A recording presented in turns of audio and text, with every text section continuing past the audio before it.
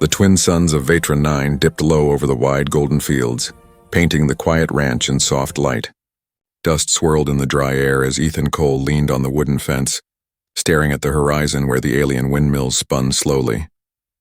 He was a quiet man, one who didn't talk much, didn't laugh much, and certainly didn't trust easily. After years of working alone on his ranch, he had finally hired help, an alien maid from the nearby colony. Her name was Lyra, and she came from the blue-skinned race called the Tethrians. They were known for their speed, sharp eyes, and a strange way of speaking that sounded almost like singing. Ethan didn't ask too many questions when she arrived. She just wanted work, and he just needed help. She cleaned, cooked, and kept to herself, but something about her always felt off. She never looked anyone in the eye. Every noise made her flinch, and she never ever went near the barn after sunset. That evening, as the light faded, Ethan was carrying a bucket of water when he noticed her crossing the yard, limping. Her thin frame was trembling, her long blue hair covering half her face. The sight stopped him cold. "Lyra," he called, his deep voice echoing in the silence. "You hurt yourself?" She froze like a scared animal. Slowly she turned, forcing a small fake smile. "I am fine, sir, just..." Slipped, but Ethan saw it. A dark, thick stain spreading near her ankle, dripping onto the dirt, blood or something like it. The liquid shimmered faintly under the twin moons, glowing faint blue. He dropped the bucket and stepped forward. "That ain't no slip." She took a step back, fear flashing in her wide silver eyes. "Please, do not come closer," she whispered. Her tone wasn't disrespectful, it was desperate. Like she wasn't afraid of him, but for him, Ethan stopped. His instincts screamed that something was wrong, something deeper than a wound. "Lyra," he said softly, "tell me who did that to you." She shook her head violently. "No one, I fell." "Please don't ask." Then she swayed, her balance giving out, and collapsed into the dust. Ethan rushed forward, catching her before she hit the ground. Her body was cold, too cold, like ice beneath his hands. He lifted her gently and carried her inside. The wound on her leg pulsed with a strange light, almost alive. He could feel her trembling. She whispered something in her alien tongue, soft, panicked sounds, before passing out completely. Ethan laid her on the couch and went for his med kit. His rough hands, used to fixing machines and cattle wounds, shook as he cleaned the glowing cut. It wasn't a clean slice. It looked burned, like someone had branded her. A faint metallic scent filled the room, and not human blood. Then he saw it. A tiny symbol etched into the wound's edge, glowing faintly. It looked like a sheriff's badge. He froze. "The hell?" he muttered. It couldn't be. The alien sheriff's office from the colony often sent patrols around, claiming to keep peace between humans and aliens. But they were known for cruelty. Rumors said they punished runaway workers and traitors who defied alien authority. Was she one of them? He looked down at the unconscious Lyra. Her breathing was shallow. Every now and then she whispered one word, and the same word over and over: "Hide. Please, hide." Ethan's mind raced. If the sheriff's men were involved, she wasn't just hurt. She was hunted. Outside, the wind howled. A distant hum broke the silence, the low, deep rumble of anti-grav engines. Ethan's heart pounded. Someone was approaching the ranch. He stood looking out the window. A line of blue lights moved across the field, patrol vehicles. The sheriff's men. He clenched his fists. They were coming here. Lyra stirred on the couch, her voice trembling. "They will kill me, and anyone who helps." Ethan looked at her, then out at the glowing lights nearing his fence. He had two choices: hand her over and stay safe, or hide her and risk everything. For a long moment he said nothing. Then he blew out the lanterns, plunging the house into shadow. "Stay quiet," he whispered. "You're safe here." Outside, the sheriff's hovercraft stopped at his gate. A voice boomed through a loudspeaker. "Human rancher. We're searching for a fugitive Tethrian female." "Step outside immediately." Ethan's pulse thundered in his ears. He glanced back at Lyra, scared, bleeding, barely conscious. He grabbed his old shotgun from the wall and whispered, almost to himself, "No one hurts anyone under my roof." The engines roared louder. The door shook with the first pounding knock, and Ethan Cole, quiet, solitary rancher, took his first step into a fight that would shake both worlds. The pounding on the door came again, louder this time, shaking the hinges like thunder. Ethan Cole stood still in the darkness, his hand tight around the shotgun's worn handle. The faint glow from outside bled through the cracks in the wood, painting ghostly blue lines across his face. "Human rancher?" the metallic voice repeated from the loudspeaker. "We have tracked a fugitive worker in this area. Open the door and submit to inspection. Refusal will be treated as hostile intent." Ethan's eyes flicked toward Lyra. She was awake now, barely. Her breathing was shallow, her skin pale like frost. When their eyes met, she shook her head, whispering, "Don't open it, they'll kill you too." But the knocking didn't stop. This time it wasn't fists, it was claws. Metal scraping against wood. Ethan took a breath. His ranch had seen many nights of silence, but tonight it felt alive, buzzing with tension, as if the stars themselves were holding their breath. He set the shotgun on the counter, walked to the door and called out, "I don't know any fugitive." "Just me and the wind out here." A pause. Then a second voice, colder, calmer. "We have heat signatures. One human, one Tethrian," Lyra gasped. She tried to sit up, but pain racked her body. Ethan turned, motioning for her to stay down. "They've got sensors," he whispered. "Stay still." A deep hum filled the air, one of the patrol craft activating a scanner. Through the window, Ethan saw beams of blue light sweep over his barn, his corral, his home. He could hear the machines clicking, calculating, then silence again, until the same cold voice said, "Open the door, rancher." Final warning. Ethan's heart thudded hard against his ribs. He didn't have a plan, only instinct. He grabbed his coat, pulled the shotgun strap over his shoulder, and quietly lifted Lyra into his arms. Her weight was light, almost unreal, as if she were made of air and sorrow. "Where are we going?" she murmured weakly. "Out the back," he whispered, "before they bring this place down." The old wooden floor creaked under his boots as he moved through the back door, careful to avoid the window light. Outside, the night wind was sharp and dry. The fields stretched endlessly, golden even under the twin moons. He carried her toward the old storm shelter, a bunker half buried behind the water tanks. It had been sealed for years, but Ethan had never stopped keeping the key. He kicked open the hatch, lowered her in, and whispered, "Stay quiet, no matter what you hear." Her hand caught his wrist. "Why?" she whispered, voice trembling. "You don't even know me." Ethan looked at her for a long moment. "Doesn't matter. Nobody deserves to bleed for not belonging." Then he closed the hatch and turned back toward the house. The deputies were already at his door when he stepped into the yard. They stood tall and armored, their glowing visors reflecting his porch light. 3 of them, each with an insignia that matched the symbol burned into Lyra's leg. The leader, a tall, silver-skinned alien with a long scar across his face, stepped forward. "You're harboring stolen property, human." Ethan's jaw tightened. "She ain't property. She was purchased by the sheriff's office under labor contract. She escaped. You will hand her over." "I told you," Ethan said, voice low but steady. "She's not here." The alien tilted his head. "You're lying." "Am I?" The deputy lifted a device from his belt. The screen glowed, 2 dots appeared. One human, one Tethrian. Ethan's blood ran cold. The leader's grin widened. "Do you know what happens when humans interfere in sheriff business?" Ethan said nothing. "Your farm gets burned," the alien continued. "Your citizenship revoked. You disappear." Ethan stared at him for a long, still moment. Then he took 1 step closer, close enough that he could see his reflection in the alien's visor. "Then you better do it quick," he said. The alien's grin vanished. "So be it." He raised his weapon, an energy baton that hissed to life with a surge of light. But before he could swing, Ethan moved. The shotgun roared like thunder. 1 blast. The alien's armor cracked and he fell backward into the dust. The other deputies shouted, scrambling for cover as energy bolts cut through the air. Ethan ducked behind the water tank, reloading with trembling hands. The sky above the ranch lit up with flashes of blue and red. One of the aliens shouted into his comm, "Human aggression! Requesting aerial support." Ethan cursed under his breath. "So much for peace," he muttered and fired again. He wasn't a soldier. He was a rancher. But tonight, every instinct told him he wasn't going down easy. The aliens retreated momentarily, regrouping near their hovercraft. Ethan used the chance to sprint back toward the shelter. He opened the hatch, gasping for breath. "They're calling backup," he said.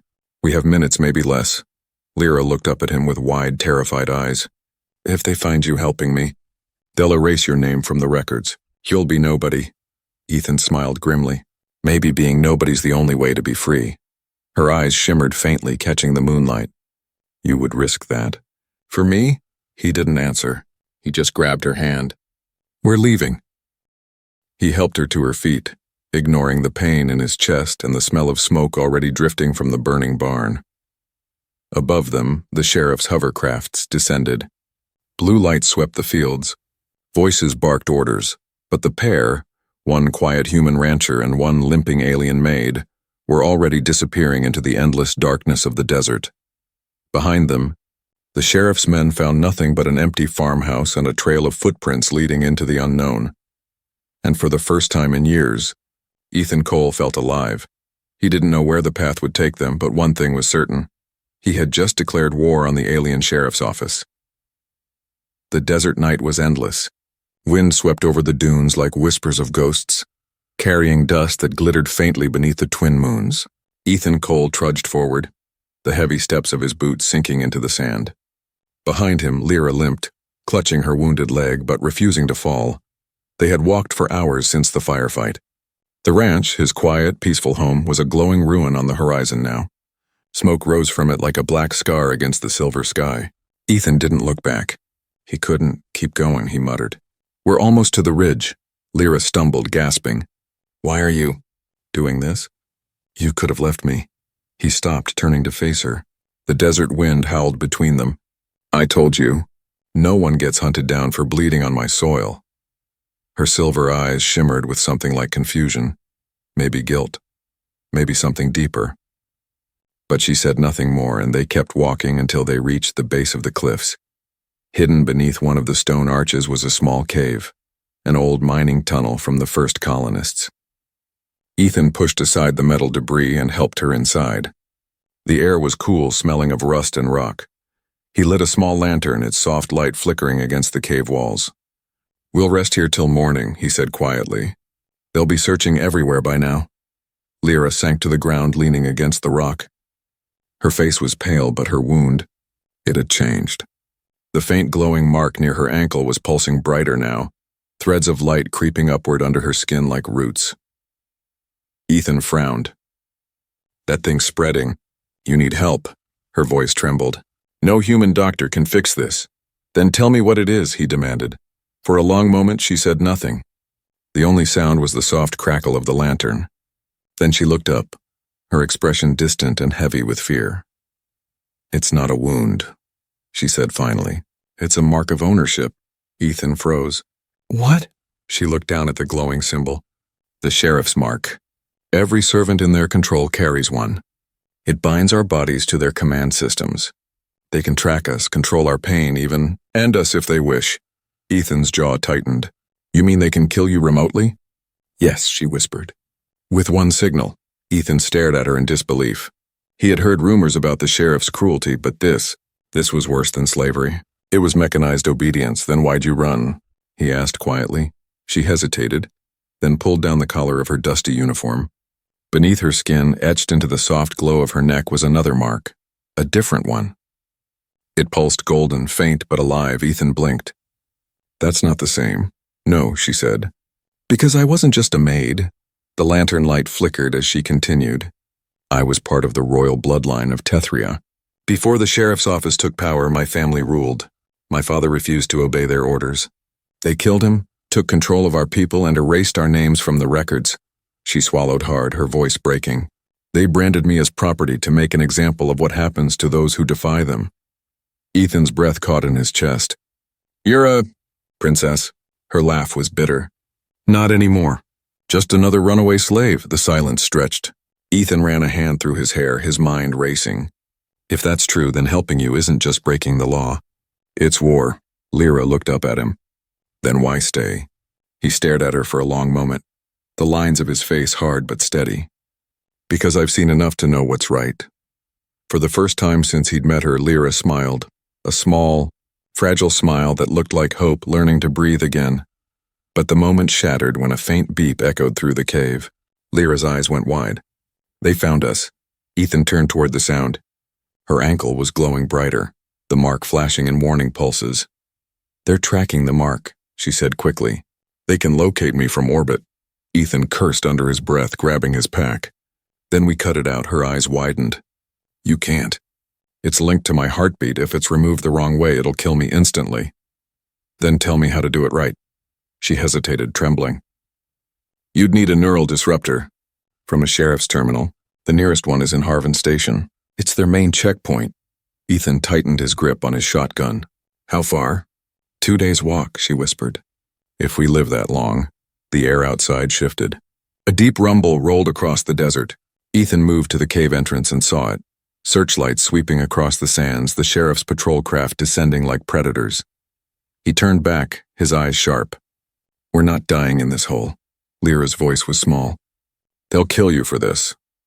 Let them try, he said, loading the shotgun. But they'll remember the man who made them bleed first. He grabbed her hand, pulling her to her feet. The faint light from her mark illuminated their faces. Hers filled with fear, his with resolve. Together they slipped out into the desert night. The wind howled behind them as the first searchlight swept past the cave, catching only dust and shadows. Far above, aboard a hovering command craft, a figure watched the radar screen. The silver-skinned sheriff leaned forward, his voice cold as metal. The human rancher thinks he can hide her. He doesn't know who she really is. He turned toward his officers. Raise the bounty. I want them both alive. The desert below shimmered with searchlights, the hunt beginning anew. And in the dark, 2 fugitives, one quiet man, one fallen princess, walked toward a war neither of them had asked for. The dawn rose like fire on the desert's edge. The sands shimmered gold, stretching far and empty, but Ethan and Lyra knew better. Nothing on Vetra 9 was ever truly empty. Somewhere out there, the sheriff's eyes were already watching. Ethan adjusted the strap of his shotgun. His face burned and rough from the desert wind. Lyra walked beside him, her cloak pulled tight, hiding the glow still pulsing faintly from her ankle. The mark had dimmed overnight, but each flicker reminded her that death could still reach her. Through a signal, through the air, through her own body. 2 more miles, she murmured, pointing toward the horizon. There, half buried in sand, stood the jagged silhouette of Harvin Station. Once a trade outpost, now a sheriff checkpoint. Ethan squinted. Doesn't look welcoming. It's not, she replied softly. But it's our only chance. Inside there's a command terminal. If I can connect to it, I can disrupt the mark's control system. He glanced at her. And how do we get inside without ending up full of holes? Lyra's lips curled into the faintest smile. We pretend to be what they expect, a master and his property. Ethan frowned. You mean, I act like I own you? It's the only way humans move freely through their posts, she said, her voice trembling slightly. They respect cruelty. They expect obedience. Play the part and maybe we survive. He hated the idea. Every word of it tasted wrong, but there was no other path. He nodded. Then we do it your way. By the time they reached Harvin Station, the suns were high and the air shimmered like glass. The checkpoint was surrounded by energy fences and guarded by 4 towering deputies in silver armor. Ships came and went, merchant vessels, miners, bounty hunters. Ethan dragged a worn chain behind him, the other end loosely around Lyra's wrists.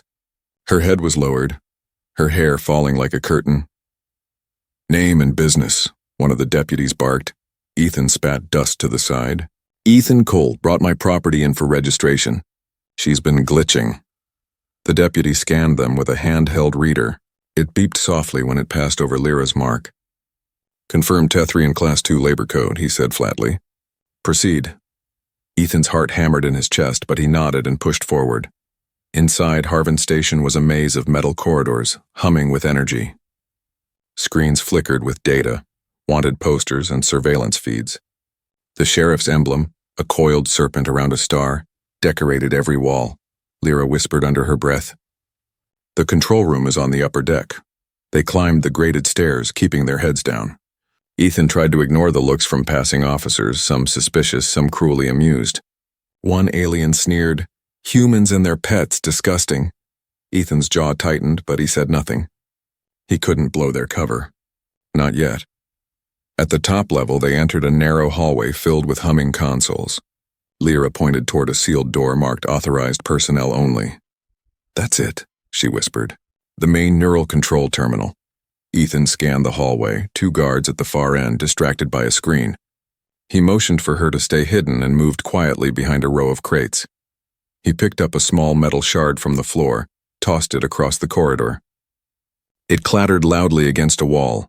Both guards turned their heads. Ethan moved fast.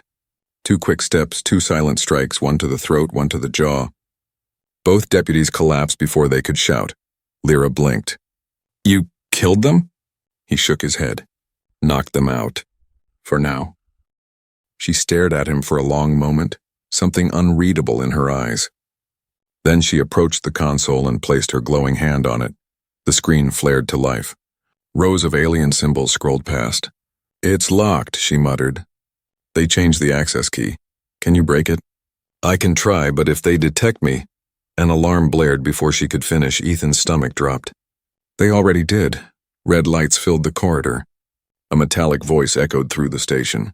"Unauthorized neural access detected. Lockdown initiated." Lyra's fingers flew over the console.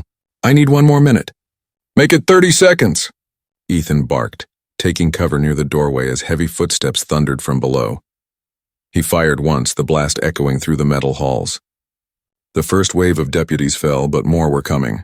Energy bolts scorched the walls, throwing sparks across the room. "Almost done," Lyra shouted, her voice shaking. "I've disabled the link, but I can't erase the mark completely." "Then cut the connection." "I'm trying. Wait." The console screamed, then went black. The glowing mark on her leg flickered once, twice, and then died. Ethan exhaled. "You did it?" She looked up, stunned. I think so." But before either could celebrate, the corridor door exploded inward. A tall figure stepped through the smoke, the alien sheriff himself. His armor was dark silver, marked with burn scars, and his voice was colder than the desert night. "Impressive," he said slowly. "A human farmer and a broken royal bloodline. Rewriting my system." Lyra stumbled back, her face pale.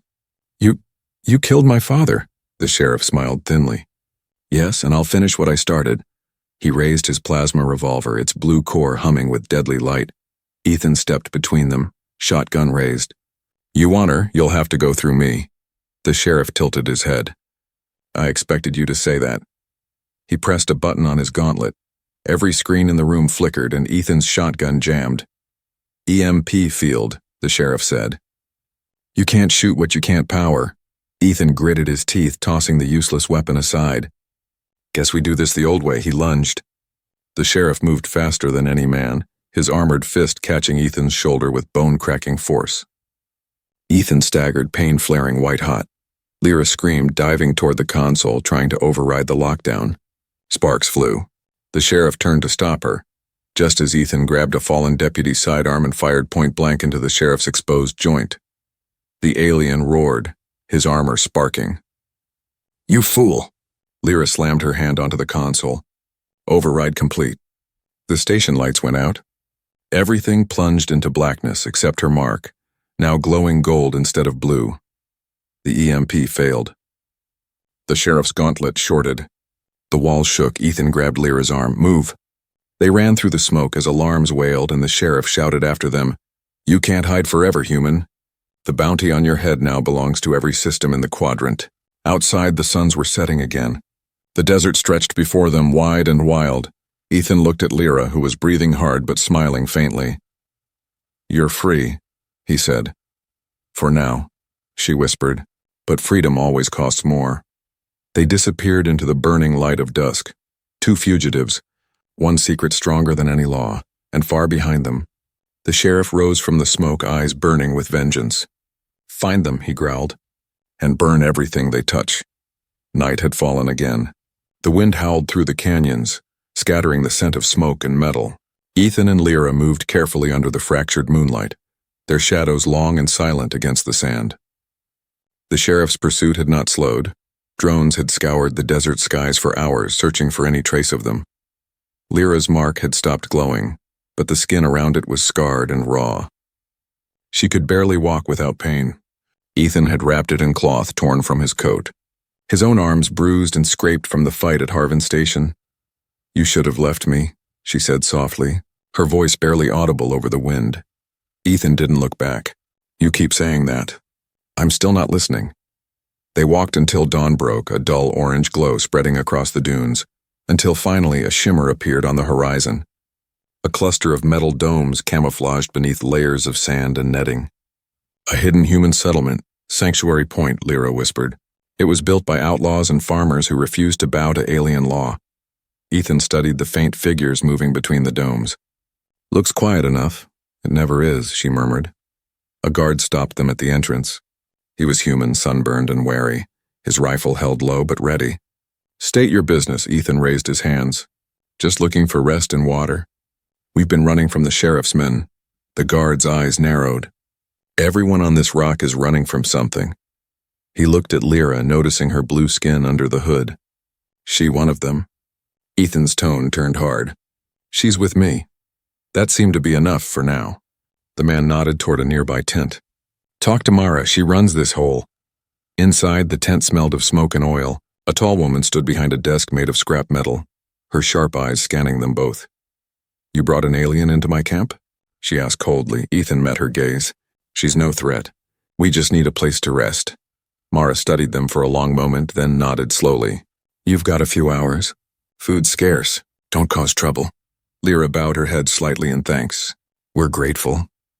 As they left the tent, Ethan whispered, She doesn't trust us. She shouldn't, Lyra replied quietly. No one should. They found a small corner near the water tanks where Ethan started a small fire. Lyra sat beside him, her eyes distant. You lost everything, she said softly. Your ranch, your name, your peace. He poked at the fire with a stick. Peace doesn't mean much when it's bought with silence. She looked at him, her silver eyes shimmering with the reflection of the flames. You remind me of my father. He glanced up, surprised. The king? She smiled faintly. He wasn't always a king. Before the war, he was a farmer too. For a moment, the silence between them was warm, almost peaceful. Then Ethan noticed something, shadows moving beyond the tent lines. Figures whispering to the guards. One of them pointed. At him, his instincts tensed. He stood slowly. Stay here. He walked toward the edge of the camp, pretending to fetch water, but his eyes scanned the crowd. A small group of humans gathered near an antenna tower, talking in hushed voices. One of them held a communication device, old but still functional. Ethan's gut twisted. They're calling someone. Before he could act, a shout split the air. Incoming ships! 203 hovercrafts. The settlement erupted in chaos. People ran for cover, alarms blared, and the ground shook as engines roared overhead. Mara stormed out of her tent, rifle in hand. How the hell did they find us? Ethan didn't answer. He already knew. He ran back to Lyra, grabbing her arm. We've been betrayed. She stared at him in horror. By who? He didn't get the chance to answer. The sky above exploded in blue light. Sheriff's drones descended like vultures, flooding the camp with searchlights. Rancher Ethan Cole, boomed a familiar metallic voice through the speakers. You are charged with aiding a royal fugitive.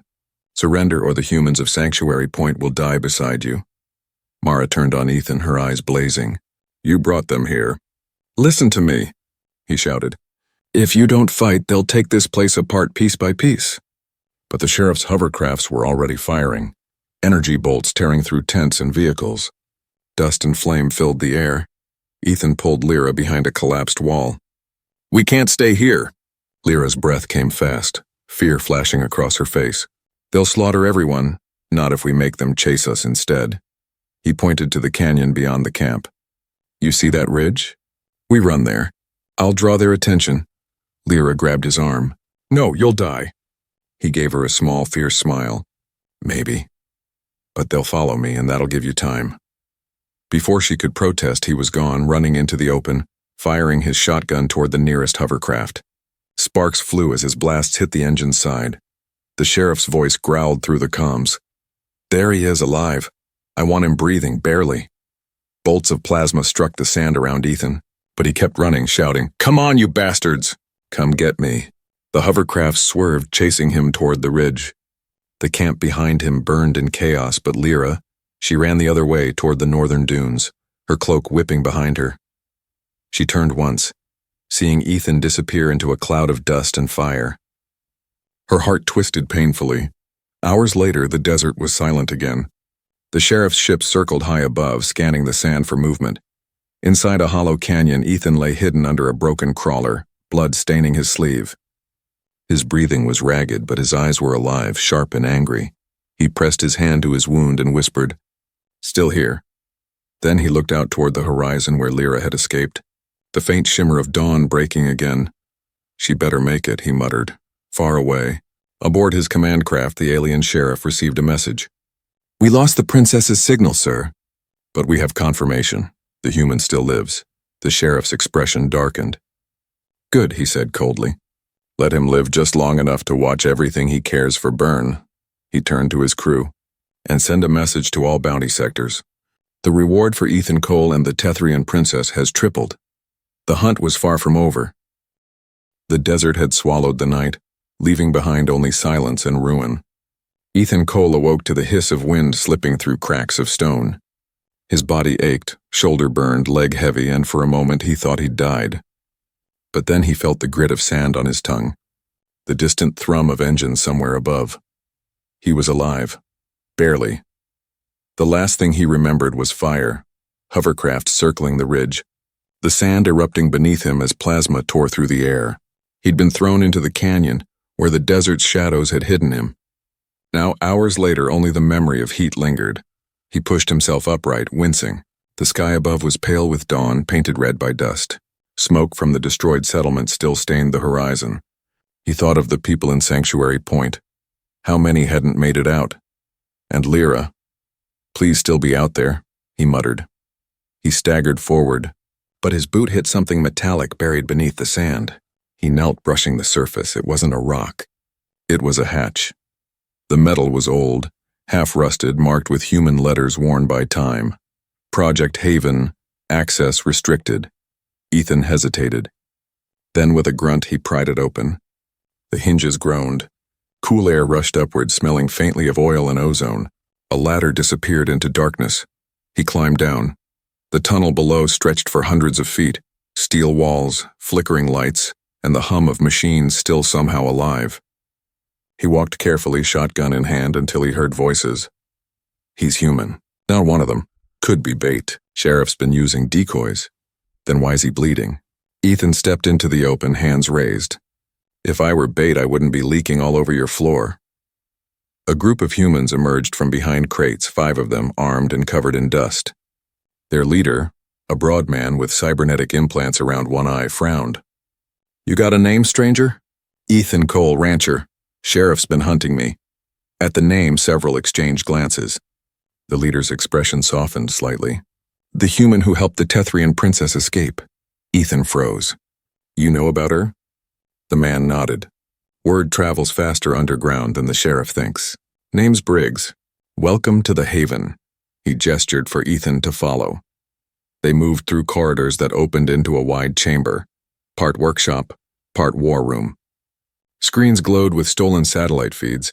Maps of the planet's surface marked patrol routes and safe zones. Ethan stared. "You people built this under the desert?" Briggs smiled grimly. "Humans like us had to disappear to survive.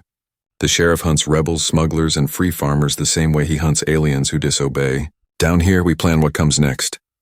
A woman with braided hair approached, holding a datapad. "You're lucky we found your signal. Thought you were dead." Ethan rubbed the back of his neck. "Still not sure I'm not." Briggs studied him. "You said the princess escaped. You sure she's alive?" "I saw her heading north," Ethan said quietly. "If she made it past the dunes, she's free." Briggs nodded. "Then she's got a chance. Because if the stories are true, she's the key to ending all this." Ethan frowned. "What do you mean?" Briggs turned to one of the holographic maps, pressing a button. A massive structure appeared, a spire of black metal stretching above the desert. "That's the neural core, the sheriff's power source. It controls every mark, every drone, every slave collar on this planet. It's how he keeps the colonies in line." Ethan stared at the image, his jaw tightening. "And you're telling me she can destroy it?" "Not destroy," Briggs said, "unlock. Only Royal Tethrian blood can access its control sequence.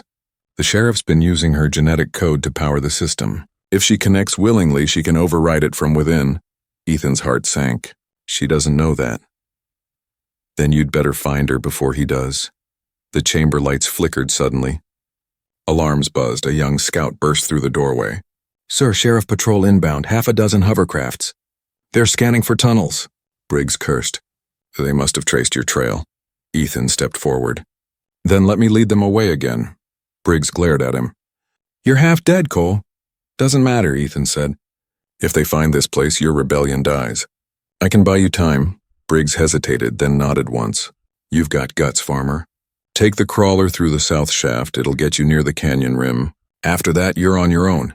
Ethan gripped his shotgun. Wouldn't have it any other way. As he turned to leave, the braided-haired woman stopped him. Here, she said, handing him a small metal disc. Signal beacon. If you find the princess, use it. We'll come. He tucked it into his jacket. Appreciate it. The desert greeted him again, blinding, endless, and humming with danger. The small crawler roared across the dunes, kicking up a storm of sand. Behind him, faint blue lights appeared on the horizon. The sheriff's hunters were close. Ethan gritted his teeth and pushed the throttle. Come on, Lyra, he whispered to the wind. Don't let me be too late. Far away, in a ruined observatory overlooking the wasteland, Lyra sat alone beneath the stars. Her cloak was torn, her eyes hollow. She clutched a small transmitter she'd taken from the wreck of Sanctuary Point. The device blinked once, searching for a signal. Then faintly ping a human beacon. Ethan's. Her lips trembled as she whispered, He's alive. But before she could move, a shadow loomed across the sand. The sheriff's command craft descended, its lights burning bright as judgment. Princess Lyra? The sheriff's voice echoed through the speakers, smooth and venomous. Your protector cannot save you this time. Lyra turned toward the horizon where Ethan's signal blinked closer and closer, and her eyes hardened. We'll see about that. The desert storm rolled like thunder across the wasteland. Lightning danced between the dunes, turning the sand into rivers of gold and fire. Beneath that furious sky, Ethan Cole rode the stolen crawler straight toward the heart of the sheriff's empire, the neural core. It rose from the earth like a black spire, its surface alive with blue veins of energy pulsing in rhythm with every breath the planet took. Around it hovered patrol drones and ships orbiting like predators guarding their nest. Ethan's jaw was set, his knuckles white on the throttle. His wounds burned, his body screamed, but none of it mattered. Somewhere inside that fortress, Lyra was trapped, and if he didn't reach her soon, she'd be turned into a living battery. As the crawler crested the last dune, he saw them. A convoy of sheriff's vehicles lined up before the core's gates. Armored aliens, blasters drawn, surrounding a figure in chains. Lyra. Her hood was gone, her blue skin gleaming under the lightning. Her hands were bound behind her, the faint gold light of her royal mark flickering weakly. She looked exhausted, but her eyes, those silver, fire-filled eyes, were still alive. And beside her stood the sheriff himself, tall and gleaming in black armor, his voice echoing through the wind. The moment you connect, Princess, every rebellion ends. Your code belongs to me. Your blood keeps my order alive. Lyra didn't flinch. Her voice was calm, almost defiant. You can cage me, Sheriff, but you'll never own what my father died for. The sheriff's visor tilted slightly. We'll see. Ethan jumped from the crawler, rolled in the sand, and raised his shotgun. His shout ripped through the storm. You forgot one thing, Sheriff. Humans don't do orders. The aliens turned, startled. A blast of thunder masked his first shot. One of the guards fell. Chaos erupted. Drones spun and fired, blue streaks tearing through the air. Ethan sprinted toward the convoy, every step fueled by rage and adrenaline. Cole!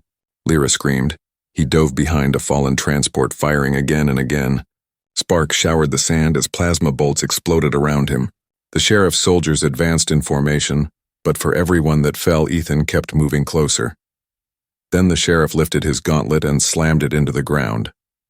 A wave of kinetic energy tore through the field, flinging Ethan backward into the sand. His shotgun flew from his hands, landing meters away. The sheriff strode forward slowly, his armor glowing. You are persistent, human.